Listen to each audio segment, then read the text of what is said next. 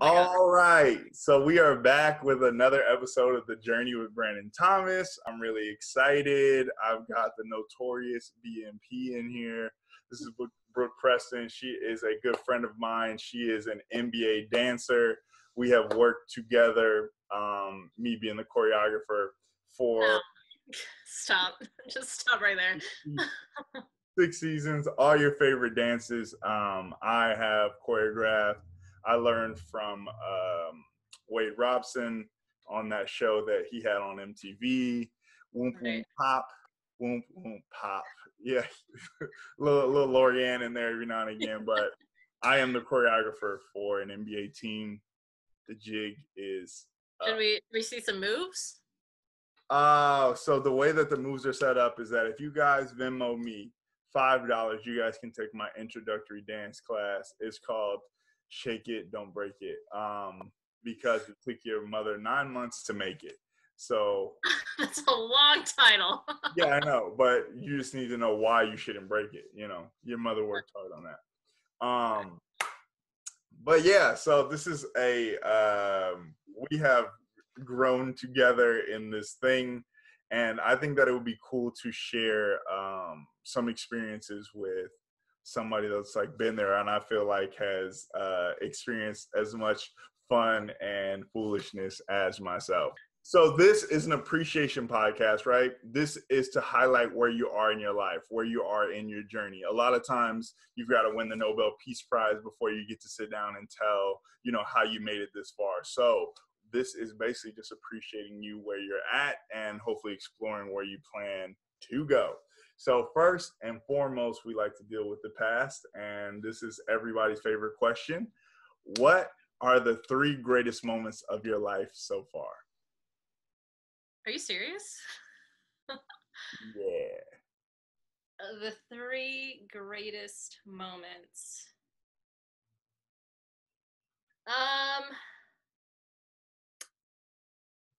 I think 3 of my greatest moments that come to mind are maybe like in the moment weren't the greatest, but in hindsight, like were great. So one would be moving to LA. I think if I didn't move to LA, I would have gone down a very different path. So yeah, moving to LA. Do I need to like elaborate more or like? Nah, I think I understand that. Don't matter what junky ass town you're from, it wasn't LA. Hello, hashtag, we're here now. Hey, it was the Bay. Oh, okay. But I think I would have been a very different person. And I think I became like, so far, more so my true self being in LA. Totally. I've evolved into that person that I think I should have been or should be. Right. How long you been in LA? Almost 8 years. Oh, dang. Okay. That's lit. Yeah. Okay, so that's one. Yep. I think auditioning for the NBA dance team, not the basketball team. Just to clarify, if anyone was wondering. Oh no, we're well aware, Brooke. Thank you very much. Yeah, we get that part. I think that was another like pivotal moment in my life. Being on an NBA team has definitely changed my life and for the better in my eyes. And then the big 3. This is what we've all been waiting for. Sitting. No pressure. I'm probably gonna like think of one later that I would, just blurt it out. We're not limiting. But for now, I would say taking the internship that I did straight out of college. Because in the moment, I was like, is this the route I want to take? Like, is this what I want to be doing? And maybe the work that I was doing wasn't what I thought I should be doing, but it led me to so much more. Right. And it like was the start to a different path that I didn't know I would love and enjoy. So absolutely. I think those are a stellar 3 moments. I just thought I'd sprinkle that in. Okay. All right, Brooke. So you're kind of like a Batman in a sense, right? She's like, and continue. That may not work. Okay, Brooke. So as a dancer, how do you end up being a dancer for the NBA? Like, how do you get here? What is your dance journey? Like for me specifically, or just like someone that wants to do that? Nah. Let's try this again. Hey, Brooke. So as a dancer for the NBA, like, what is your dance journey? Like, how did you make it to this point? Okay.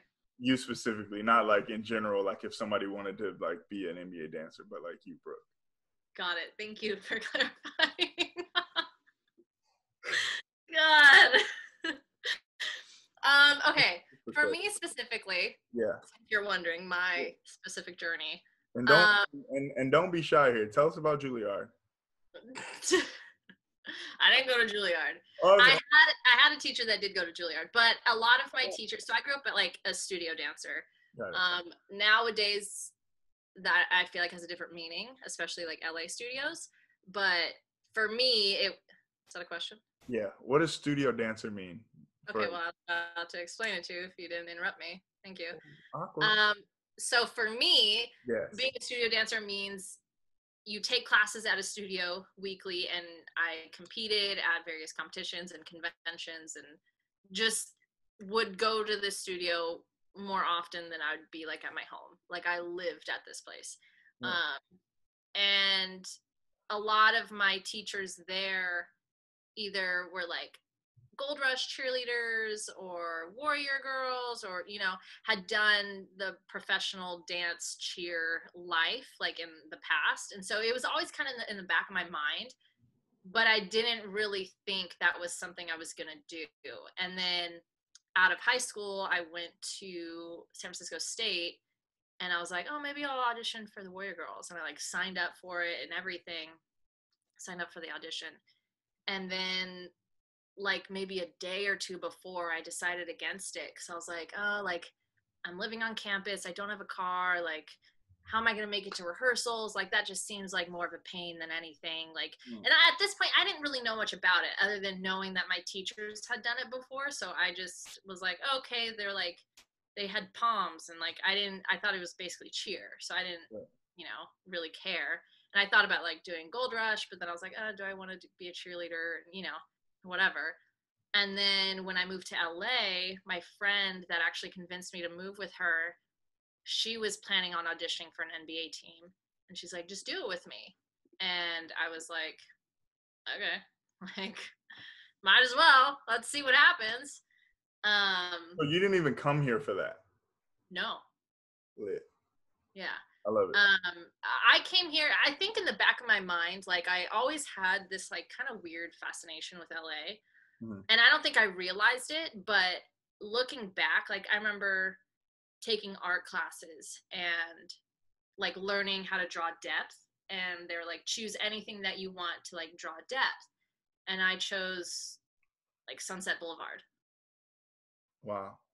And like when I was younger, like I would like win scholarships to take free classes in LA. So my mom and I would drive out and like spend weeks at a time, like just I would take classes all day, and my mom would just like hang around and watch and chill, or like go to Gold's Gym next door, like like right. But it was always something like so exciting for me to be in LA, and I didn't necessarily realize that it was something that I like wanted or was gonna do.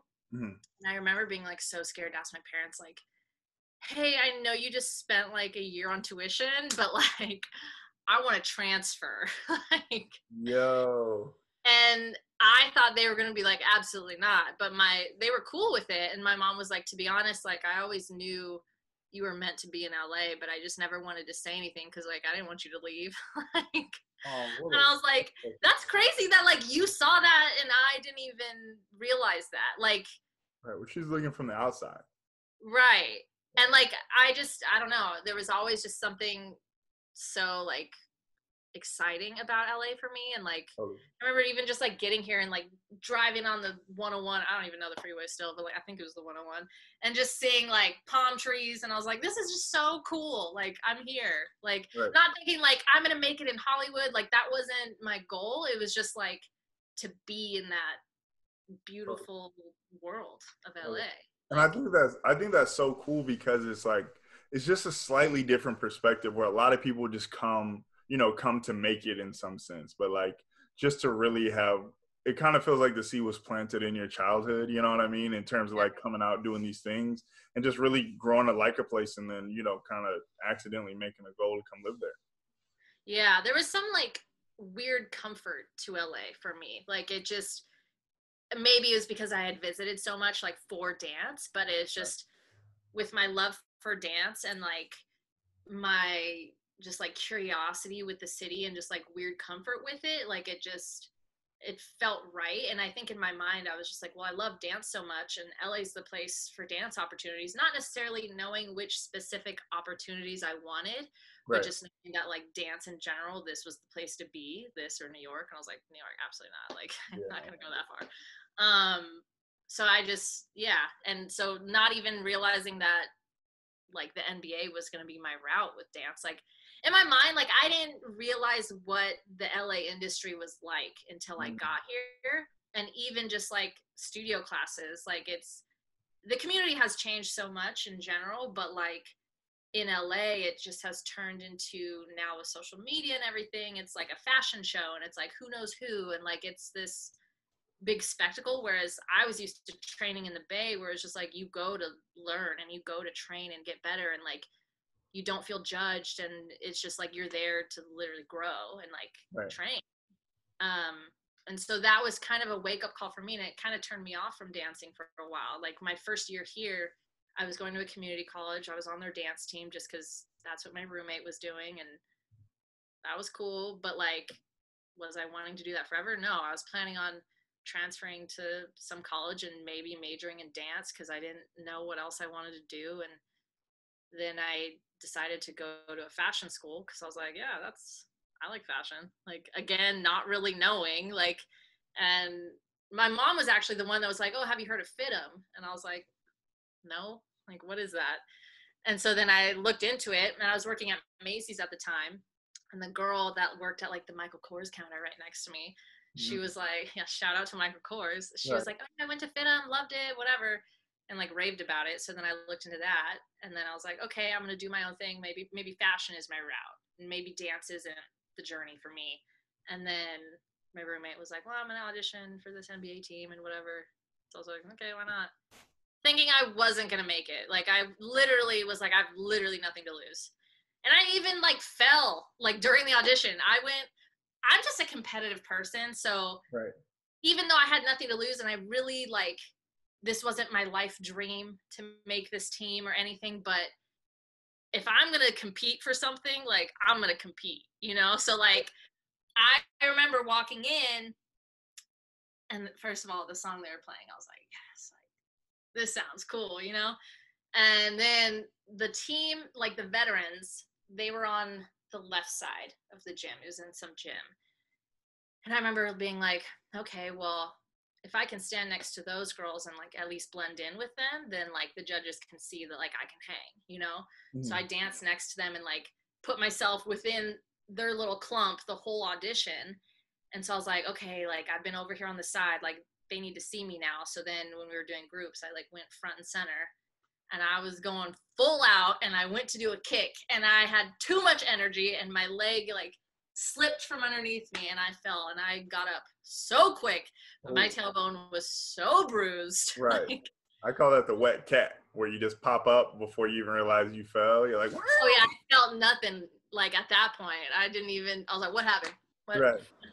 Just kept dancing. So I was like, okay, after that, I'm definitely not going to make it. But like, I ended up making it. Back then, like it was like 16 girls on the team, and it was very common for them to almost typecast. So it's like if 2 blondes and 2 brunettes were leaving, then there were 2 openings for blondes and 2 openings for brunettes. Like it was kind of replacing the girls that were leaving. So I was looking like, okay, like what girls are leaving, how many spots are open, like trying to see what my chances were. Yeah, and like there were only technically 4 spots open, even though the veterans have to re-audition, but it was just like assumed that they were going to make it back. And so I was like, oh, there's only 4 spots open. There's like almost 300 girls here auditioning. Like, Wow. absolutely not. Like, I'm not going to make it. But I didn't care. I was just like, whatever, I'm going to compete. Like, Right. I'm in the competition mode. Wow. And So they ended up making 5 of us. So they made it 17. Oh, wow. But yeah, Boom. and I haven't left.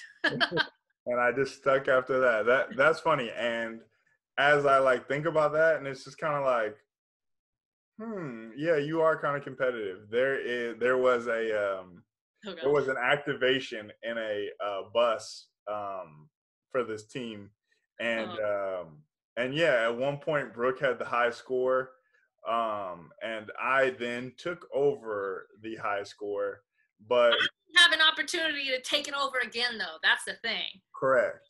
But sometimes it just is what it is. But the way that you went about going to get that high score was very, very intense. And as I think of that, I'm like, oh yeah, like I was like, oh, this is definitely a lifestyle. Definitely a lifestyle. Yeah. I don't know what it is. I'm so competitive. Like Monopoly, Uno, I don't care. Anything. You make it a game, like I'm playing to win. Even like when it comes to sports, like I love sports just in general. And so to be able to like dance for an NBA team, like it's like I feel like all my worlds are like colliding. So I get competitive like for the players. Oh yeah. Like I just it's like in me. I'm not even doing it to just like be funny or like what like I genuinely get heated when like things don't go our way. Right. That's hilarious. And I think there have definitely been games where like everybody feels that for sure. From me? No, not from you. Oh. I mean, for the, I thought you were saying everyone feels my competitiveness. Everyone can feel the heat coming off of Brooke. Because yeah. So do you have any favorite moments in terms of like, and again, I've been doing this for 6 seasons. You know, whenever the season's end, it'll be the end of my 6th season. How many seasons have you been? 7. 7. That's deep. So, and when I think of like favorite moments, they literally like all these seasons literally run together for me. So It's like I can't necessarily break them up unless it's something very specific or unless I remember what pants I was wearing during the unless I remember what uniform I had on. But do you have any favorite moments? I have a few. Okay. Let it ring out. I mean, halftime performances just as a whole, I think are very special to me. Like some girls I think find them stressful because maybe they can be last minute and like to throw something together is like just an added thing on our plates. But to me, I think especially because I moved to LA thinking I wanted to dance on tour with an artist and, you know, still low key have that dream in the back of my mind. But like, that's that opportunity that like I thought I was going to be doing in LA. Right. And it's something that just like, it's a different adrenaline than just a normal performance. And it's like, people ask me like, oh, do you get nervous like dancing in front of so many people or like realizing there's like 19,000 fans in the arena? And like, I don't even think about that. Like I genuinely like, it's just another performance, you know, but for some reason, like with an artist, it's just like a different level for me personally. I don't know if anyone else feels that way. Real quick, I want to jump in here before we lose this. Can you see the fans when you're performing? Yeah. Okay. All of them? No. Like. No, well, I guess maybe what you're doing is like a little bit more focused. People always tell me, I saw you, I was yelling your name, and you didn't such and such. Well, I don't look for people like specifically, but I like especially the people right behind the benches or right behind courtside and courtside. You know, like I see those faces. I don't like stare at a face for too long because then it's like a personal performance that's just uncomfortable. Let me cater to you. Yeah, for me, when I leave the tunnel, it is a blur, And I mean, obviously I interact with people, but when I come back, I'm like, woo, You just black out. and here we are back to life. You know what I mean? It's like, it's pure chaos. And then especially what you're doing, like you're running around, like right. Mine, I like, for me, I feel like it's like muscle memory, you know, what I'm doing out on the court. I've done it a million times. So it's right. like, if it's a new routine or it's something that I'm like kind of really in my head about, then maybe I don't pay attention as much. And recently they started dimming the lights, and so that changes things. But for like a t-shirt toss or something like that, where the lights are bright and right. I'm kind of close to the edge of the court, like I can see those faces. Yeah, but you're standing in the same spot. Ish. Is that fair? What do you mean? Like you're saying I can see because I'm standing in the same spot? Yeah, that's my point. Yeah, fair enough. Fair enough. I just didn't know if you go into like dance zone and then you're like giving it up and you don't even realize like I think maybe during routines I don't really pay attention, especially now that the lights are dark. Like, yeah. Interesting. I don't really look for faces. Okay, let me get you back. All right, so dancing with artists is the jam. Favorite artist that you dance with? Oh. I think I know the answer. You want to say on the count of 3? No, I want to know what you say or what you think. No, we have to say on the count of 3. I have a few in my head though. Okay, well you have one. Okay, well give me your few then. The game is broken. I want to hear what you think it is. I think it's YG. Yeah, the YG's definitely like my top 3. Totally. Maybe top 2. YG, Roddy Ricch was really fun. Yeah, it was. Because that was the first time it was somebody so relevant.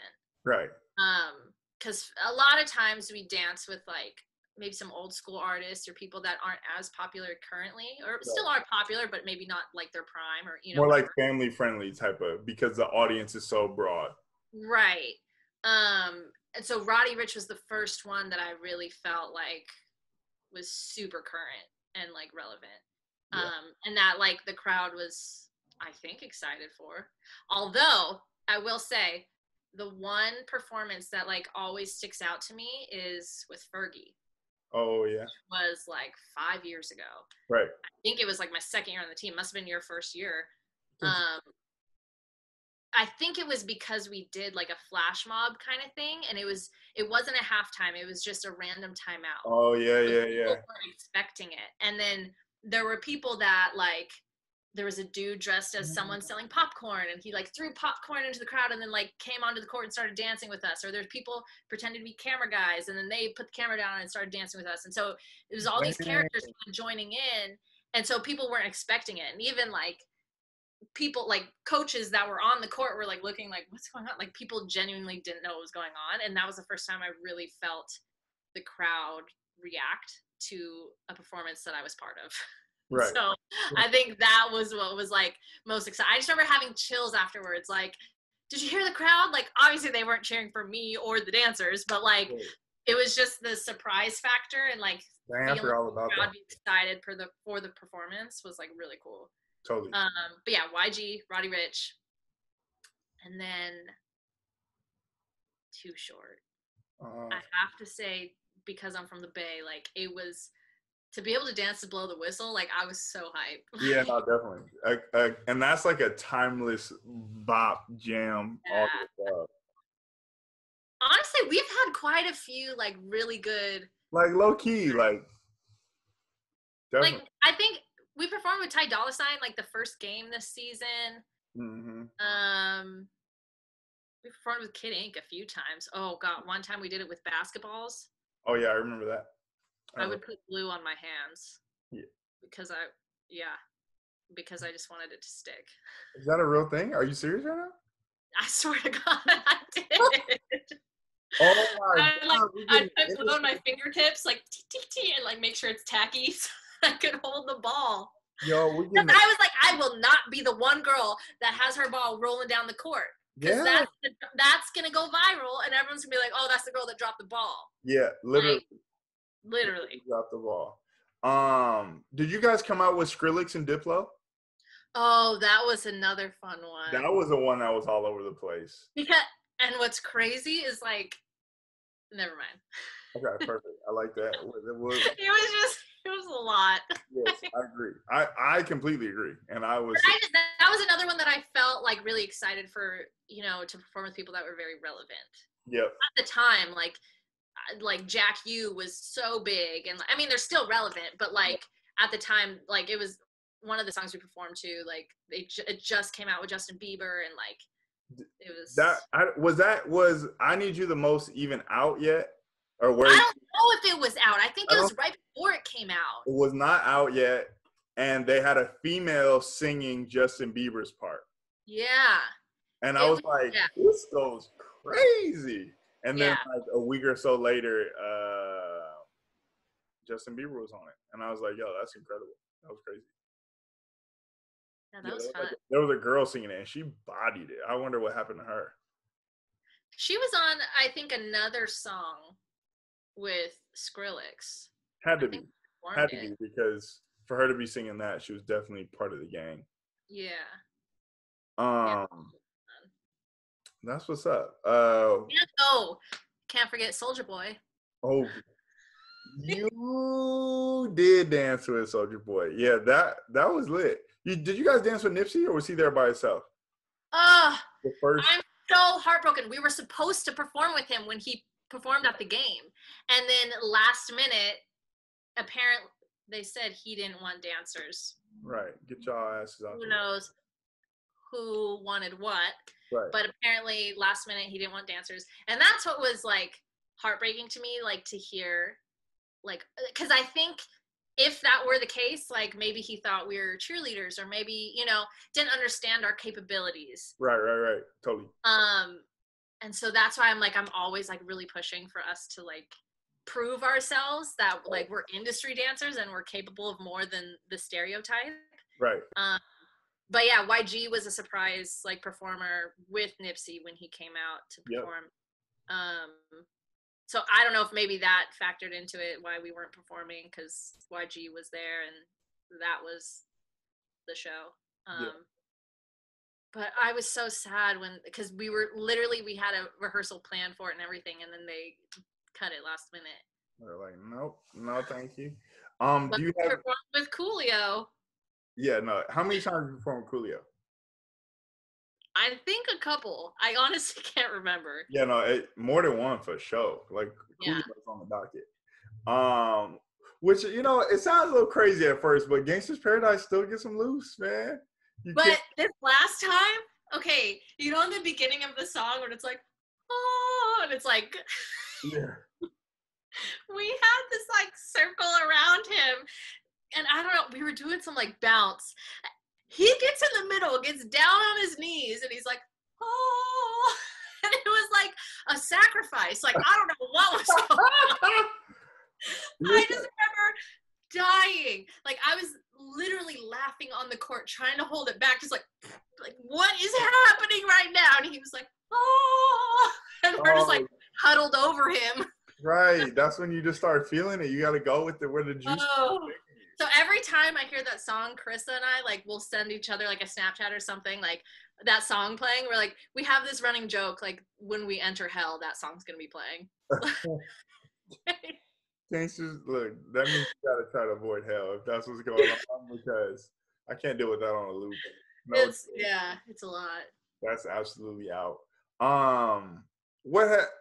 How do you make it into captainship at this point? Well, so killed the girl. Okay, it was a journey. My first and second year on the team, we had a different coach. Going into my first year, it's like, and back then everything was by seniority, right? And we didn't even have captains back then. There was a girl that was on the team that had been there for I think 7 years, and we all just respected her like a captain. Right. It was just never a thing like, oh, Captain Brittany. It was just seniority. Like, she's been there. Like, we respect her. Yes. And so then first year I'm a rookie, bottom of the barrel, whatever. Second year, I'm a veteran, but I'm only a first year vet. So I'm still only just a step above a rookie, you know? Right. So like, I always knew my place. I knew that like you had to earn your way up the ladder. Going into my third year is when we had the reality show. And that's when we got new management and like new creative director, new coach, new everything. Right. So going into my third year, and at that back then, like girls didn't stay on the team longer than like 3 years. Like that, if you were a third year vet, like you were pretty high up, minus the one girl that had been there for so long. She was just basically the coach to us. Right.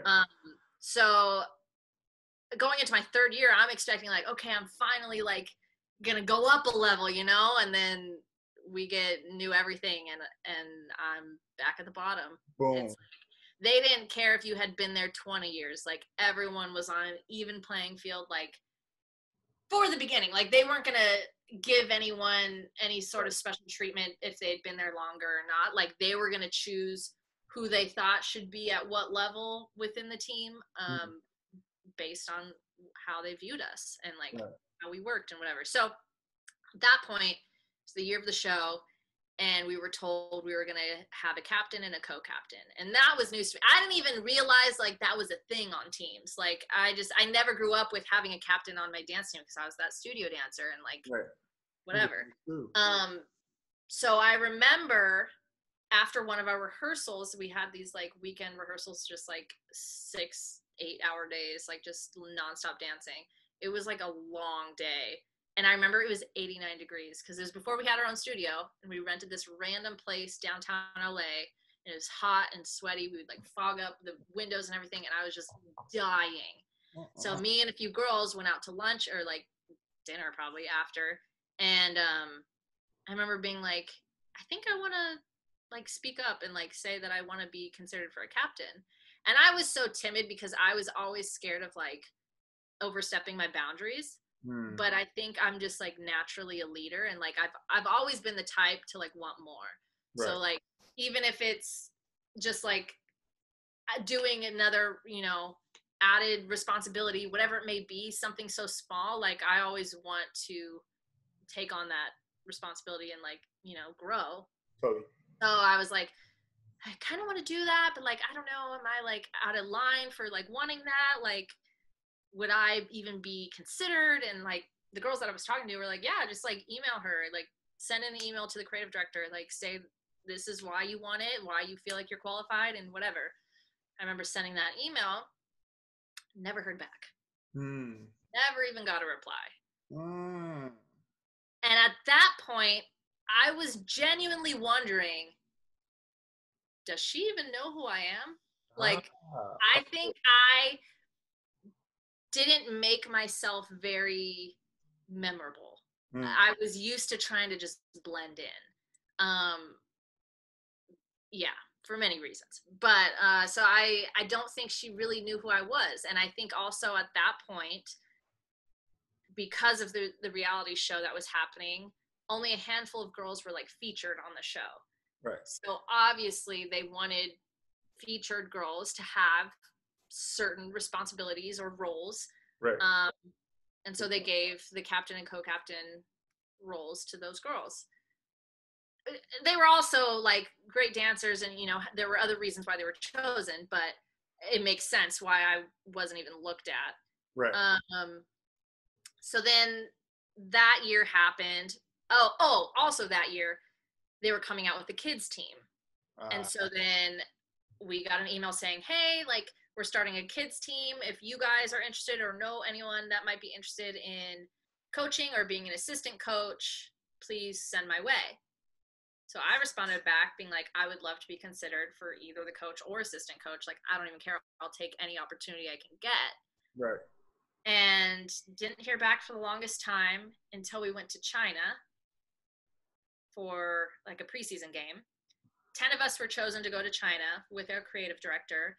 And I think at that point, I was sort of proving myself, like as a dancer, as a leader, as whatever it was that she was maybe looking for. She was able to spend some time with me and see me for me.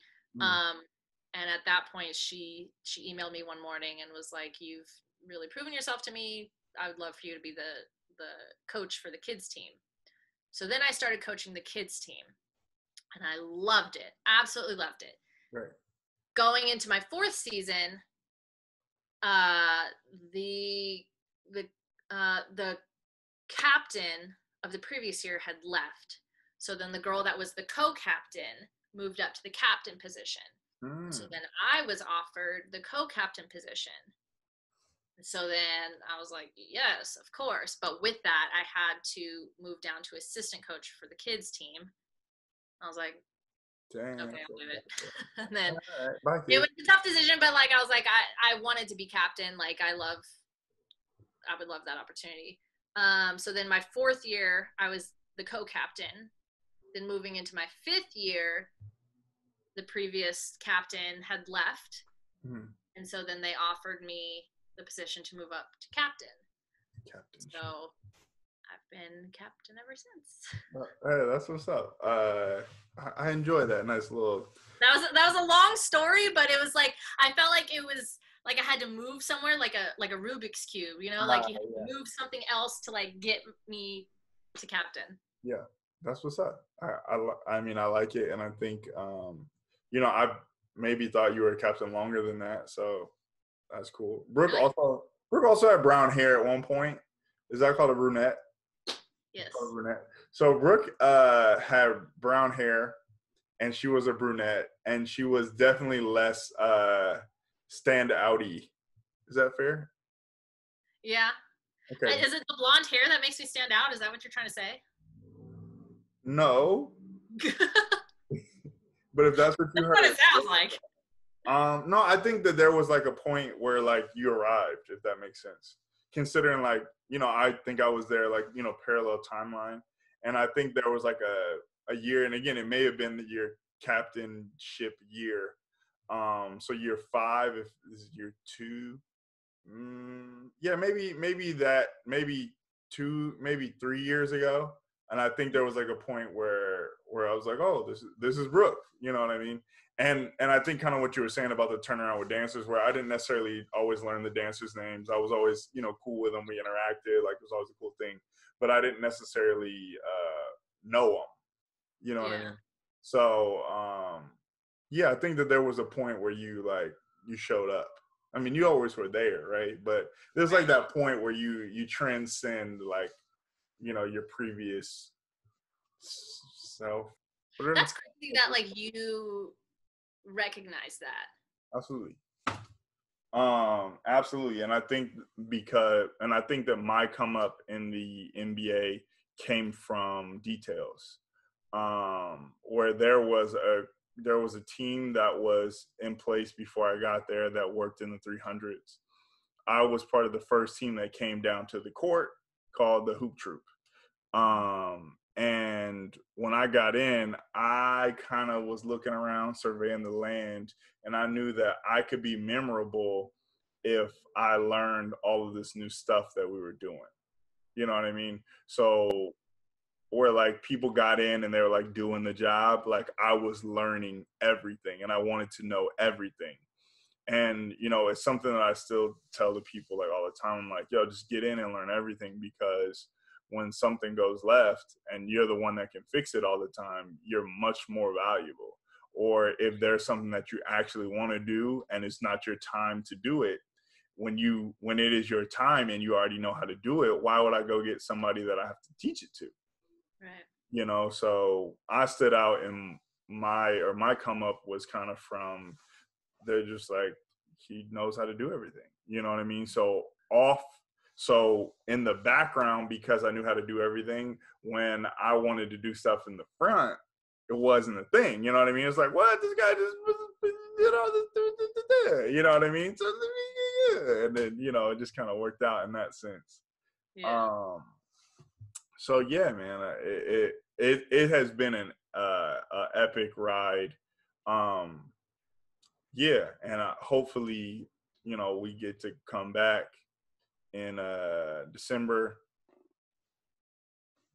We'll see. I can't even speak on it.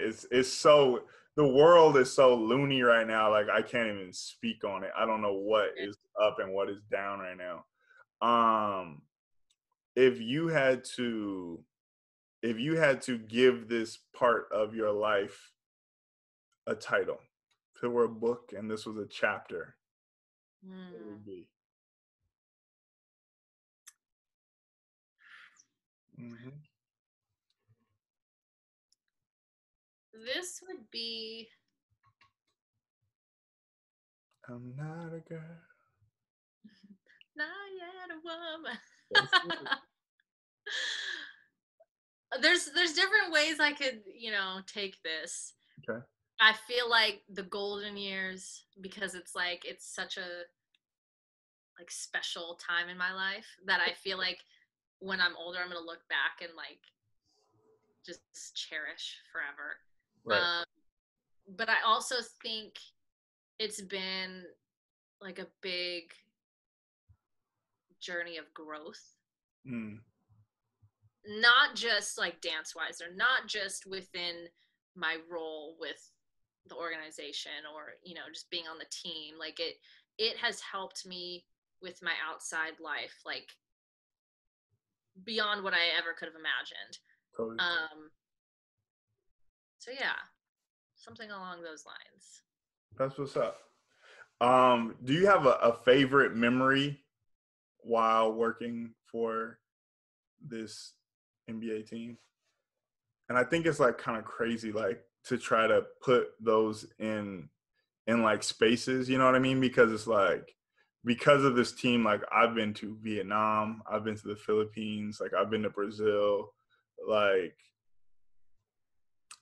it's one of those things where you're like, whoa, I really had no business, you know what I mean? And it's just kind of like one of those things where it's like, I've made lifelong friends in like other countries behind, just kind of being good at my job. That's at the center, you know what I mean? Working, I've made lifelong friends, working in the NBA, and it just kind of transitioned to, things outside of the country where I have friends that are like, for me, one of my one of my moments is, me and Corey Maggette are friends.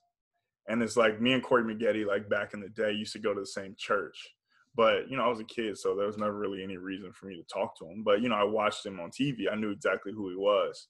And, for my life to like transition around, for us to be like friends and like text and like, hit me up during the quarantine, like, let me know if you need anything. And I'm just like, man, this guy's like, how does this happen? You know what I mean? So yeah, for me, I think that everything like has its ups and downs, obviously, but I think that the ups outweigh the down. Like like really, if you think about the ups, there aren't really downs. Yeah, you know that's what I so mean? true. So yeah, it's been epic. I also think when I was a kid, there was nothing like this, right? So I literally saw this as a Facebook post. A guy I went to high school with was like, yo, this team is looking for people to like work on some entertainment team. So are you entertaining, or like do you have a high energy or something? And I just went. I went and like literally my moment was, they're like, all right, you're gonna pretend to throw out t-shirts, like the room is like the crowd, we're in like a dance studio, is empty. And like I literally went to the middle of the floor and I just started spinning around in a circle like a toddler on sugar, and I just threw the shirt behind my head as if I were a bride at a wedding. And the judging panel was literally in tears laughing. And the rest is history. The rest is history. The rest is history. Yeah, I think meeting Nipsey Hussle, I've been a Nipsey Hussle fan, 10 years prior. He put out a mixtape called The Marathon. And and I heard it. I had heard of it before, but that was like the first project of music that I like fell in love with. And then for him to come in and like we were able to like talk about it in the tunnel was like crazy. I have flirted with Beyonce to a reaction. Hold it down, Jay. That's all I'm gonna say. Hold it down.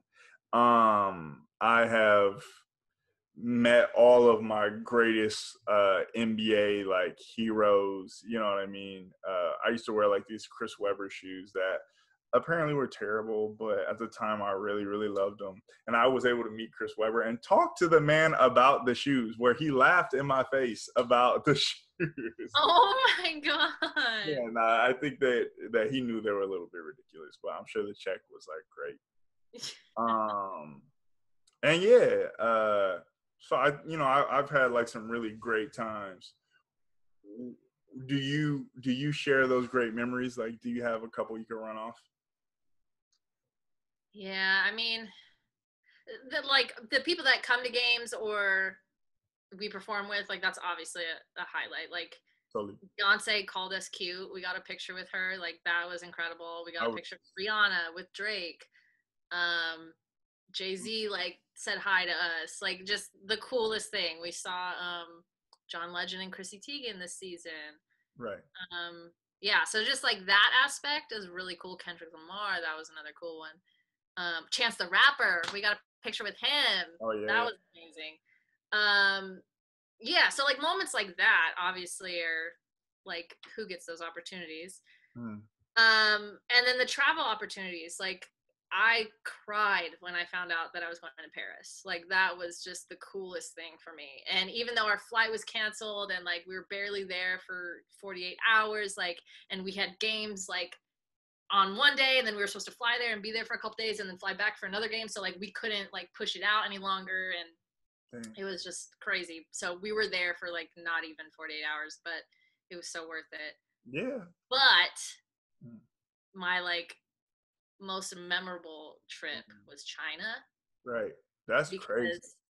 First of all, so again, this goes back to me just like wanting to always do the most. And so our creative director that was with us was like, I need someone to do something. Didn't say what it was. And I was like, I'll do it. Just not even knowing what I was volunteering for. And then she goes, okay, you're going to escort out Yao Ming onto the court in China. Oh. The crowd was crazy. Like, but also, so we were there. The Honeybees, the Charlotte Hornets dancers, they were there, and we're lining up, and all the other like girls escorting other like NBA legends were all Honeybees. I was the only one from our team, so I was like, it's kind of weird. Yeah. Michael Jordan was standing in front of me. Oh my goodness. I lost my mind.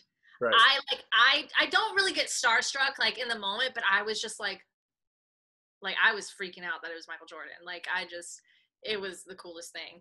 And like all the other girls were like, you know, making casual conversation like, oh, hi, how you doing? Whatever. Yao Ming is so tall. Right. I don't think he even noticed I was standing next to him. Like he literally, like if I would be like, hey, like he would just look straight over my head. And like all the other, you know, players or, you know, former players, they like would bend their arm and the girl would link arms and like walk them out, you know, to the spot. And it was our job to take them where they need to be on the court. He didn't even bend his arm, because if he would have bent his arm, my arm would have been straight trying to link arms with him. And so my arm is basically already almost straight and his arm is just like dangling there. Like he didn't even bend his arm. He didn't even try. No, it wasn't. I just remember the crowd was so loud when he walked out. And I was like so nervous because I was like, I need him to like stand in this specific spot. And I was like trying to smile, like, stand over here. He didn't even hear me. He stood wherever he wanted, and it was so off. You're too low. Yeah. Yeah. So that, and then also All-Star. Yeah. That was a fun one. All-Star was extremely lit. And I think that I wanted to kind of come across these experiences because I don't think that like NBA performers always get like you get the love from like your family and friends where like they get to see it, but I think like people don't really understand like how cool of a job it is. And I think it's like also for like people coming up like me, you know, 6 years ago, like if I would have known that the job was this, I would have probably been a lot more excited about it, you know? And even for me, if I knew that this job existed, like, coming up, you know, I was a part of like the first group of like Rancho Rooters, which was like a student section in my high school, you know. So it's like not necessarily that I want to make a career of this, but to know like it existed, which previously it didn't, but you get it. I think it's like maybe, you know, maybe there's a young person that's going to see this and be like, oh man, like you can actually do this and like have a great time. So yeah, that's kind of why I wanted to touch that. Is there anything in your future, if you could write it out perfect, that you would like to see happen? Oh, winning a championship. Yeah, no, that would be lit. But I think also, like, I'm the type of person that I always want to continue growing. So right. I've, you know, dedicated so much of my life to this organization and this, you know, portion of my journey, right, doing this NBA path. And so I would love to continue growing along that path, whatever that may be. Totally. I just thought of one that I think would be dope. And this is ridiculous. And I'm just going to put it out there because you never know. If when I'm done, if I could get a tribute video played, I feel like that would be crazy. But Same. When would they play this? At a game? Yeah.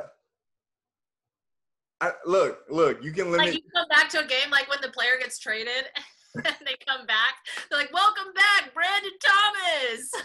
I would, I would settle for that. Absolutely, like boom, Brandon Thomas, a founding member of Hoop Trip. I would absolutely settle for that. You in the crowd, like, thank you. Stupid. Don't when it happens, I'm gonna have you on video saying stupid, and it's gonna. I told you. All I'm saying is, if you get a tribute video, then I don't want to. No, you don't want one. That's not what you wanted. You said you wanted to continue to boobity boop.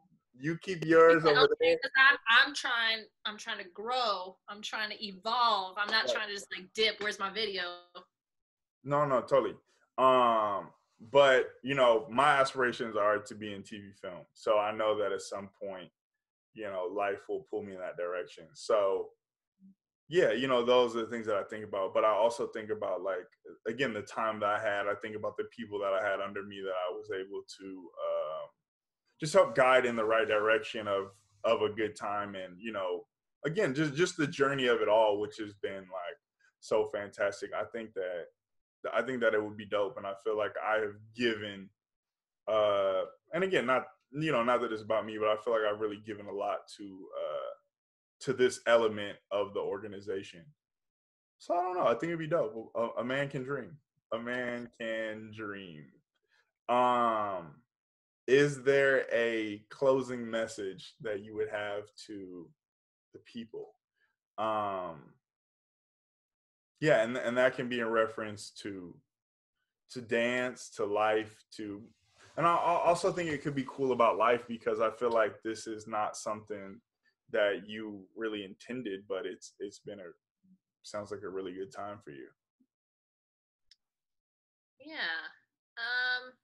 She said, I guess you're right.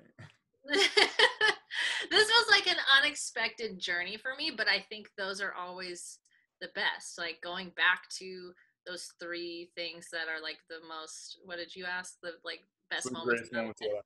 Yeah, like they're always the unexpected ones. Like I wasn't planning on moving to LA. I wasn't planning on taking that internship after I graduated college. I wasn't planning on auditioning for this team, but they led me to like some of the greatest years of my life this far.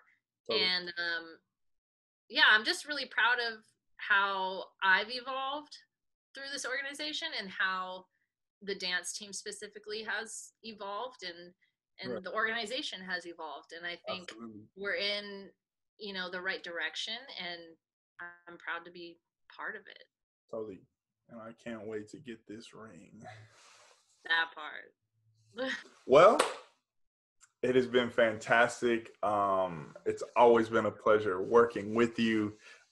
We have plenty of pictures in our crazy costumes and regular clothes. We've pretty much got a nice little collage going. And yeah, I think that you're a great leader for that side of the tunnel. You are appreciated. If you haven't heard it lately, thank you for stopping by the pod. And yeah, we'll talk to you soon. Thanks, Brandon. Bye now.